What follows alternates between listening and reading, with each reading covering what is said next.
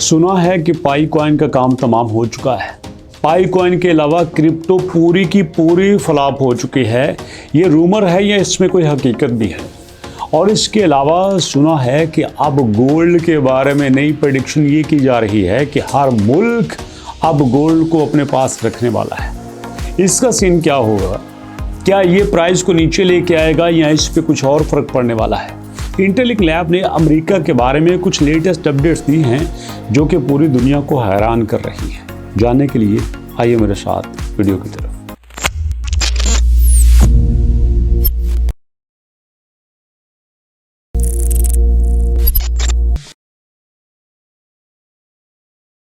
बिस्मिल्लाहिर्रहमानिर्रहीम, अस्सलाम वालेकुम। इस वक्त दोस्तों पूरी दुनिया की क्रिप्टो इंडस्ट्री मेरे सामने है। यहाँ पे MYX, रेन, पंप, ये तीन ऐसे कॉइन हैं जो कि मैक्सिमम 14% तक पंप कर रहे हैं। इसके अलावा अगर देखा जाए जितने भी बड़े कॉइन हैं सारे के सारे डंप करने की पोजीशन में हैं। डॉजी 0.6 के लॉस में चल रहा है। आपका बिटकॉइन आपको दिखाई देता हूँ, ये 0.9 के वीक में लॉस चल रहा है। जबकि अगर हम 24 घंटे में देखें तो 24 घंटे में इसका कबाड़ा हो चुका है। अंदाजा कीजिए कि जो 1,24,25,000 पे था, एकदम से जब 84,000 पे आएगा तो ट्रेडर्स का क्या हाल हुआ होगा। बड़े ट्रेडर तो यहां जमीन से लग चुके होंगे और हकीकत में भी ऐसा ही हुआ।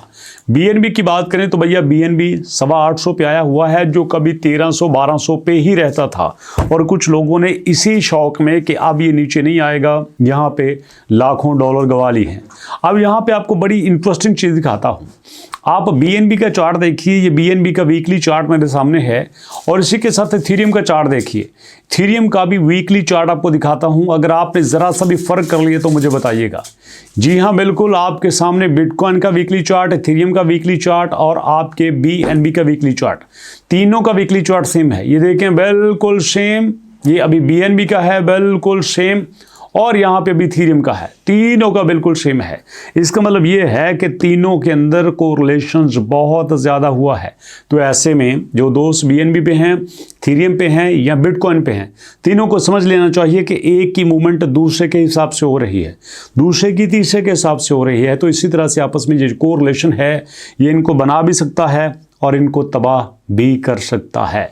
तो ऐसे में आप बिटकॉइन पे है, इथेरियम पे हैं, XRP पे हैं, BNB पे हैं, मैं एक ही बात कहूँगा, वेट एंड वॉच।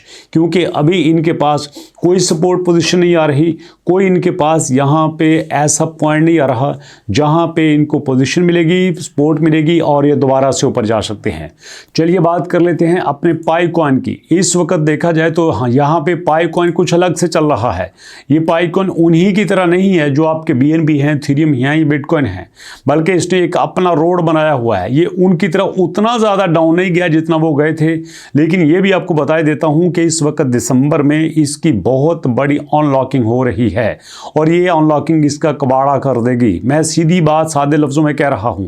आप पाई स्कैन पे जाके देख लें, पाई स्कैन पे कोई बड़ी मूवमेंट नहीं हो रही, कोई मिलियन की ट्रांजैक्शन नहीं हो रही, कोई बड़ा यूजर यहां पे नहीं आ रहा। तो ऐसे में अगर आप किसी मोर्चे की उम्मीद रखेंगे तो भैया वो अलग बात है। लेकिन राइट वे में देखा जाए तो इस वक्त पाई के पास इस वक्त कुछ नहीं आ रहा। हालांकि पाई ने माइका वाइट पेपर दिया, पाई ने गेम इंडस्ट्री के साथ कोलैबोरेशन किया, पाई ने अपने तीन सारी कोशिशें कर दी। पाइथन हो गया, हैकाथॉन हो गया, सब कुछ हो गया, डॉट एडमिन हो गया, लेकिन रियल वे में इसकी प्राइस के ऊपर इतना बड़ा असर नहीं पड़ा है।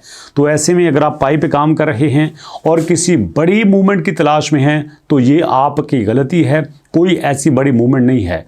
और एक बात जो यहाँ खुल के सामने आई है, इस वक्त एक ट्रांजैक्शन हुई है 7 मिलियन की। एक ट्रांजैक्शन पिछले 24 घंटे में हुई है 7 मिलियन की, और वो ऐसा लग रहा है कि वो पाई फाउंडेशन के अपने ही अकाउंट में हुई है। क्योंकि ऐसी ट्रांजैक्शन अमूमन पाई फाउंडेशन के अपने ही अकाउंट में आती है और इसी वजह से लोग कहते हैं कि पाई जो है वो सोलो खेल खेल रहा है, ये अपनी मर्जी से सब कुछ चला रहा है। पाई को टीम सब कुछ अपने ही हैंड में रखना चाहती है। अगर ऐसा है तो ये बहुत ही गलत बात है। चलिए चलते चलते बात करते हैं अपने गोल्ड कॉइन की। गोल्ड की प्राइस कल से कुछ कम हुई है, कल के लेवल पे नहीं हुई, लेकिन अगर वीक के हिसाब से देखा जाए तो बहुत अच्छी है। लेकिन 24 घंटे के हिसाब से देखा जाए तो 4200 पे है, जबकि यही गोल्ड जो है 4257 से होके आया है। पिछले हफ्ते में इसने अपना ऑल टाइम हाई टच किया और 4250 पे गया। लेकिन मैं आपको बता देना चाहता हूं कि ये वापस अपने पॉइंट पे जा रहा है।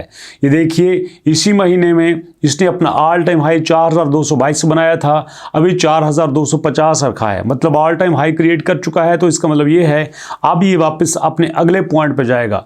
अब ये 4250 पे नहीं रहेगा, अब ये 4270, यहाँ पे 4300 पे भी जा सकता है। ये मैं अपनी प्रेडिक्शन दे रहा हूँ और मुझे ऐसा लग रहा है, क्योंकि आप इसकी न्यूज़ देखें, इसकी न्यूज़ बड़ी ख़तरनाक सी हैं, एक से बढ़कर एक हैं। ये देखें, कोरिया हंगरी 116 टन की डिमांड कर रहे हैं। यहाँ पे आपका गोल्ड वीज़ा कार्ड भी आने वाला है, और उसके बाद यहाँ पे आपका टीथर, आपका गोल्ड जो है 200 मिलियन के टोकनाइज गोल्ड ट्रेजरी का इनिशिएटिव ले रहा है।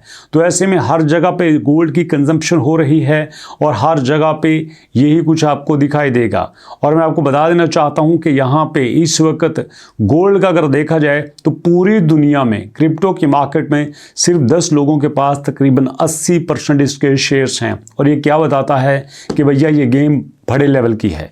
यहाँ पे जो शॉक हैं, यहाँ पे जो वेल हैं, ये अपने हिसाब से ये इसको लेकर चलेंगी, हमारे हाथों में कुछ भी नहीं आने वाला। लेकिन अगर आप चाहते हैं कि आप भी किसी मेटल्स में आएँ, तो आप भी किसी प्रीशियस मेटल को साथ लेके चलना चाहते हैं, तो मैं समझता हूँ कि गोल्ड से कई गुना बेहतर सिल्वर है। आप मेरी सजेशन पे उसमें ट्राई कर सकते हैं, आपको इसके बेहतर रिजल्ट्स मिलेंगे। तो बात कर लेते हैं साथ अपने इंटरलिंक लैब की। तो भैया इंटरलिंक लैब ने 29 नवंबर के बाद 30 नवंबर को कोई अपडेट नहीं दी, और 29 नवंबर को यही कहा था कि हमारा ITLX वॉलेट जो है वो लॉन्चिंग हो रहा है।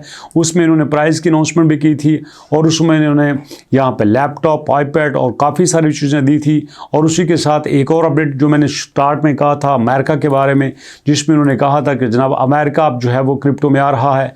मतलब सीधी सी बात है, जैसे ये क्रिप्टो का एक मीम कॉइन बनने जा रहे हैं, इसी तरह से उन्होंने कहा था कि US से भी आज वक्त जो है वो क्रिप्टो को लेके चल रहा है।